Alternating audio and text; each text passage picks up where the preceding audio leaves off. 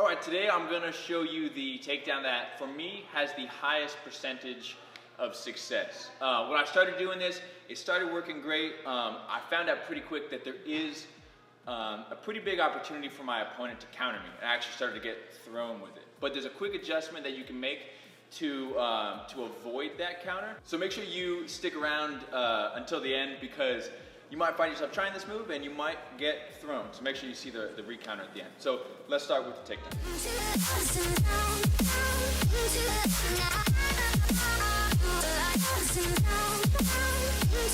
All right, so I like to initiate this off of the underhook. My favorite way to get the underhook is just to allow him to tie up with the collar tie. I'm gonna push this out of my way and I'm gonna step in, okay?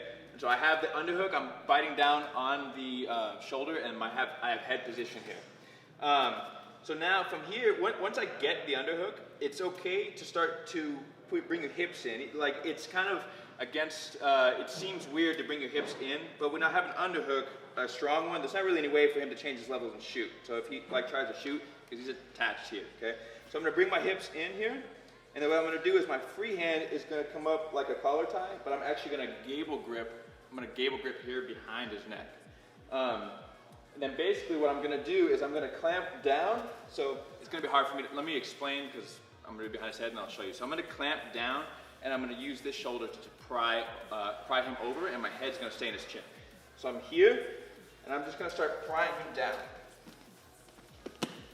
And I end up here with a nice underhook and good control.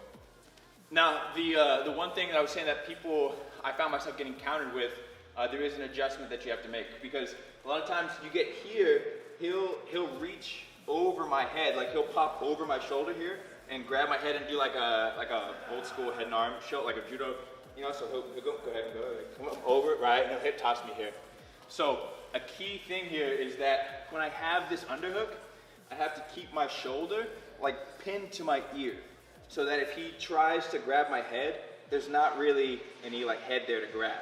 And I'm also, at that same time, I'm pulling his shoulder down. So I keep his shoulder like in front of my shoulder, essentially, so that he can't wrap up my head.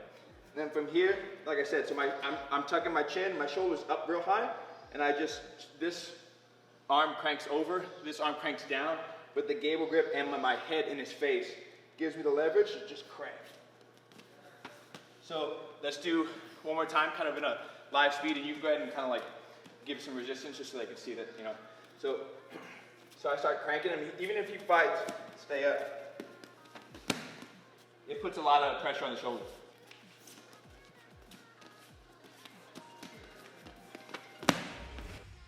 Okay, cool. So quick one today. Hopefully you guys like that takedown. It is one of my favorite takedowns. Just make sure you remember that detail of keeping your shoulder up. Try it out. Let me know how it works for you in the comments. And if you like this video, make sure you subscribe and hit that like button.